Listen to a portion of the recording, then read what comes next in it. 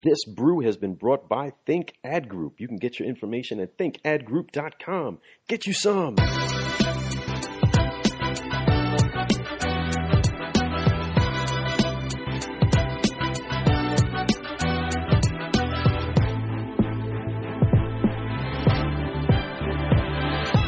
We are going to question number 3, and this is going to be, because there's a lot of things that you can shave down, right? There's a lot of hard lessons you get while going into a trajectory of success. There's a lot of hard lessons. But inside of your business career, your career of making businesses, right? Making things successful, making people successful. What has been the hardest lesson you had to learn inside of that time growing up, as much as you've grown up inside of the business world as an entrepreneur? Wow, that's an interesting one. You know, I think the hardest lesson you have to learn, you know, is that is that debt is your friend and not your enemy in business. Although you must use it wisely. You can't just go crazy and, you know, and be buying up things with crazy debt, and, you know, you get yourself into trouble and you'll be underwater and you're, you know, insolvent and you'll be in bankruptcy. But debt is your friend. And, you know, you can't be afraid of taking on debt because, you know, when you know, I talked about this on my radio show night after night, and that is that when someone wants to lend me money at 2% and I can make 12%, that's not a risk. That's an opportunity. Yes. You look at it as a risk. You're never gonna get off the chair. You're never gonna do anything. You got to be willing to take the risk. And, you know, that's a tough thing to get past, I think. You know, when you're younger, you don't understand it. And then you're kind of looking at, well, if I take this debt on, what if it doesn't work out and I'm going to go broke and I'm going to be in trouble and I'm going to lose everything. And when you start realizing that that's how the American economy is set up, you know, Alexander Hamilton was a brilliant man. You know, he set up this economic system, and that's how it works. It works off of debt. Wow, that's strong. I look at the philosophy of debt similar to that, because I consider debt to be the bet, right? The debt is the bet on yourself to be successful. I took on this debt of the mortgage, right? Because I plan on paying this off. I took on the debt of the business venture because I plan on being successful with it. Correct. Debt is your bet. That's strong stuff. And my advice would be to the hard lesson of learning that, because it's tough. Listen, it's very tough to get past that.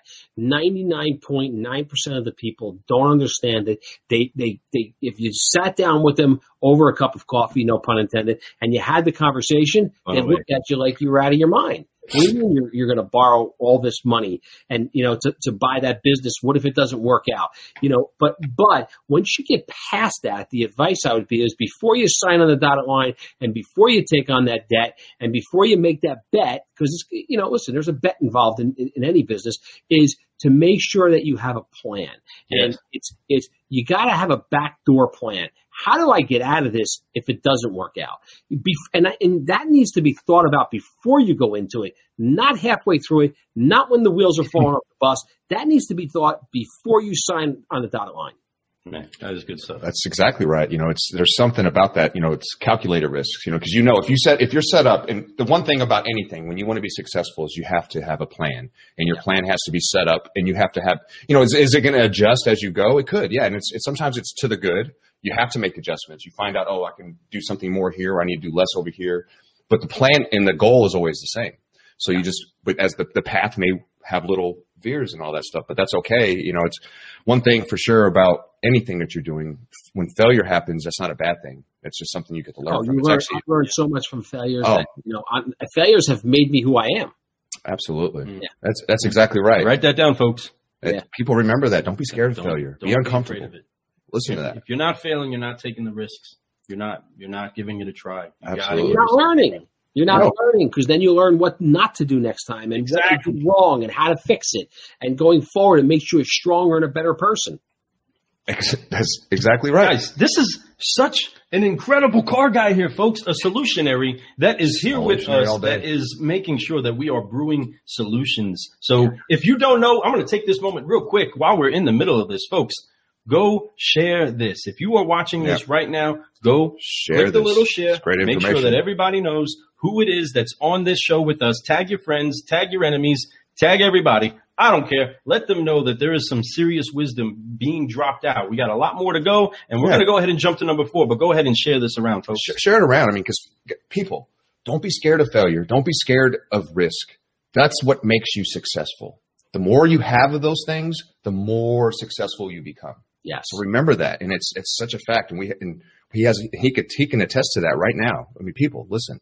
He has so many things going on. So the next question, it's our 4th question for you. You know, I know before you got in the business, you had a bunch of different business ventures. You know, you still do a lot of things such as real estate and other things that like that you like to dabble. And I love that. And you're constantly growing, you know, that is the key to all entrepreneurship. It's the key to life. You know, the moment you stop growing, you die. It's just like that same thing. Yeah. Absolutely. So, you know, what drove you from saying, hey, you know, I was doing other businesses to saying, I want to go into the car business? It's an interesting thing because it wasn't a calculated decision. I was always a car guy. I started buying my first car when I was 16 years old. I was buying classic cars, old classic cars, restoring them and flipping them and making money. I did that throughout high school. I did it when I got out of high school. I've been doing it all my life. I collect classic cars. I've amassed an amazing classic car collection, which we can talk about another day. But I just loved cars. And, you know, I started in the courier business, got into the global logistics business in the middle of the internet boom when things were rolling out. You know, we still had dial-up in America Online, and you had to dial into a modem. And I grew a global logistics company, and I had 750 warehouses around the world to support medical and technology companies. And I sold that business actually 3 times. Took it back, sold it, took it back. That's a story for another day, over a cup of coffee, you know, when we have more time. But I sold it for the last time. I closed 30 days before the Lehman crash. You know, I'm sitting in my office, and, you know, I was going to do real estate development, which I've done my whole life. My father did it. My grandfather did it. And I'm going to invest in real estate. And I had all this money, and I started finding real estate deals, and I went to banks, and banks looked at me like, you want to buy what? Real estate? Like, we're not financing any real estate in the middle of a crash, financial crisis. So I said, okay, that's fine. So I'm sitting in my office one day, and, you know, talk about opportunity in a downturn. Right? We have a Lehman crash going on. We have a financial crisis. We have Chrysler on its back. We have General Motors on its back. Obama was the president. No one knew if they were going to bail them out. No one knew if they were going to survive. Someone walked in my office and said, you know a lot of people, right? And I said, of course. And they said, do you know anybody that wants to buy a car dealership group? And I said, possibly. What is it? And they said it was Chrysler. And I said, no, because Chrysler was on its back. Then they said it was Ford. Ford was on its back. They said it was, and I said, then they said Alexis. And I said, yeah, me. And they said, what do you know about the car business? And I said, nothing. That's awesome. So they said, you have to buy it all. It's all cross-collateralized. You have to buy it all. I said, set me up a meeting. I walked into the meeting, and I said, I'll take everything. Wow. And that's how I got in the car business. That was a risk. But you know what? Like you said, you didn't know anything about the car business, but you knew about business. That's right. You knew about the business. I knew enough that I knew business. And what I did is from day one, I hired a consultant who knew the car business, who knew how to operate it, along with a general manager, who came in and consulted me for the first 6 months, sat by my side, spent the days with me, showing me how to read a financial statement. For a car business, it's much like a general financial statement. Understanding the business, understanding used cars, parts, back end, fixed ops, understanding the whole business. I rolled my sleeves up and I learned it because I wanted to learn it. I had the desire to learn it. Wow. That's awesome. You know, not to cut back to when you're talking about your classic car collection, but I have seen pictures. Yes. Impressive, my friend. Wow. We were going to make one of the questions be, which of those is your favorite, but that is a different conversation. We will have another conversation. We'll show. Maybe one day when we're up in the Jersey area, we'll get to come check out those cars. Yes. We want to do a walk around for them. I'm excited about it. I could talk about that for days. Oh, I'm excited to hear about it. All you car guys and car gals know that when you are around a bunch of great cars that you kind of get lost. You're mesmerized. There's nothing better. We can get jaded inside of our regular everyday cars, but Tom's not talking about regular No, they're not regular everyday cars. These are the cars you pay a lot of money to go to a show to see, or you see in a museum. They're classics. Like you watch any old gangster movie, you see these cars riding. He has those. You watch any movie that has just period. You name a classic car that you love that can date back 100 years. Tell me, find one. He has it. That's how pretty it is. People say to me, you have so much money invested in cars, and I've never lost any money on them. I always make money on them. The values go up. But I said, people spend millions of dollars to put a painting on a wall for what purpose? To look at it. It's art. These cars are art. Yes. There's so much.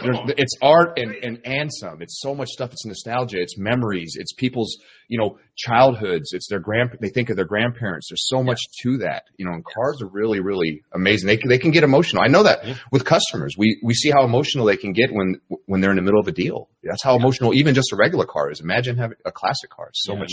The art, the technology, and just the overall awesomeness that is inside of a car. I mean, there's so many moving pieces, right? A car definitely hits people in different spots emotionally. I mean, it's our horse, you know what I mean? But it's a super machine that, I can't fathom not going out to the road and seeing these vehicles moving at crazy rates and us being plugged into this box moving all up and down the road. I mean, and then the different types of them. I mean, oh my goodness, we can talk about cars all day long, folks. Listen, not only is it art, like you said, it gives you this sense of power when you're behind the wheel of an automobile, and it gives you one thing that it's interesting that people go to war for and die for, and that's freedom. It gives you freedom. Yes. It gets go wherever you want to go. It's a great way of putting it. 16-year-olds, they want that. That's their sense of freedom that they're waiting for, right? That's their most exciting moment, is to have that power behind that wheel. I mean, we have sons that are just now getting their. It's like when you first get successful and you go out and you buy your first really nice car, or you could. That's how it is. That's something about it's a statement. It's like, hey, I made it. That is. Some people just like to keep up with the Joneses too. I want to make sure my car is just as nice as my neighbors. So that's how I got in the car business. That's awesome. Man, that's a great story. It's a great thing, and the car business is very lucky to have you in it. That's for sure. I know that you've been featured on a lot of different shows out there. You've been on CNN, you've been on Fox News, you've been on a lot of stuff, and you've been able to talk about this business. I've seen you on CBT News not too long ago, this past month. You talked with Fitzgerald. Awesome, great interview. Yeah, that was a great interview. It was. And it was definitely needed during that time because of what's going on. Just to speak of that, just really quick, since then, I know that you guys have opened doors, right? You guys are starting to allow a by appointment only. It's by appointment only, but as of the 15th of this month, we're wide open. Doors are open, and listen, interestingly enough, by appointment only, we're at about 75% of historical volumes, service, sales, parts. So it's coming back strong. It is, and we agree. We're here just in Kentucky, and it's definitely. I'm basically at the same numbers. We have opened all the way again. We just have to wear masks the whole 6 feet. But no, we can't go on test drives with them, which is weird. But but at the same time, it's getting back to where we're able to get to numbers. So I can anticipate, and I can assure you that your numbers will get back to normal numbers and probably record numbers if you guys keep doing what you're doing. So yeah, and listen, right now, it's interesting because during the pandemic, the manufacturers had tons of inventory. Everybody shut down taking inventory. And, I did it for the first month, but then I went the opposite way. And they were offering inventory and I was taking it. And everybody said, "Are you sure?" And I said, "I think I'm pretty sure, because when this thing bounces back, I think it's going to bounce back strong. There's a pent-up demand. There's a lot of lease returns. The Northeast is the highest penetration of leases. We're 80-20, 80% leases. People's leases have expired. They need new cars. They need to go out and get and replace that lease. So right now it's worked in my favor. I have tons of inventory and we're burning through it, and a lot of dealers are short on inventory. So it was a good bet. Yeah, and it's a smart bet, and I could tell you're going to reap your rewards from that for sure. Yeah. And it's going to benefit your clients. It's going to benefit you, all your employees. So that was a great business move. Way to do it. Way to stay ahead of the game. Thinking and understand that there is an essentialness to this business, folks. For all intents and purposes, I don't understand how they prioritized in different states, whether car business was essential or not. We produce a lot of revenue. So there's a lot of taxes that get spent. No doubt. There's Huge a lot of taxes. complementary businesses that are attached to the car business, right? Yes. From glass makers to brake makers. There's so much that's attached to this industry that we forget about when you see the one assembled car, right? On the used car lot. You don't understand how much it took to make that get there. Even the process through the new car dealership. It took a lot to get there. And knowing that you're not going to bounce back and sell anybody anything if you don't have it. Right. That was great on your part. Well, so listen, not only do you need the business experience and you need to, obviously, and you get that through learning and actually doing it, but you gain wisdom and you have to read the field. It's like playing football. You're a quarterback. You have to read the field. When the ball is hiked and the field starts setting up and the wide receivers are out there, sometimes, the wide receiver can't go in the direction that the play calls for because it just doesn't work. So you got to read the field. You got to see what's out there. If somebody's going to intercept the ball, you don't want to go that way with the pass. You want to go to the right. You don't want to go to the left. So you got to read the field and get a gut for what's coming down the road. It's not just about what's happening today. It's foreseeing the future. Yeah. Right. And you obviously know this because you've been in it long enough. You've been in business long enough to know that there's these things called valleys and peaks, right? Yeah. You got to reap it while you can in the valleys. And then so you can get back up to those peaks, and when you do, it'll peak even higher next time. So great job, man. Tom, I'm telling you, that's going to be something that you're going to really benefit from. I can't wait to talk to you about that later. Yes. Yep. So we got one more question on this five-liner, folks. Sure. And I want to make sure that we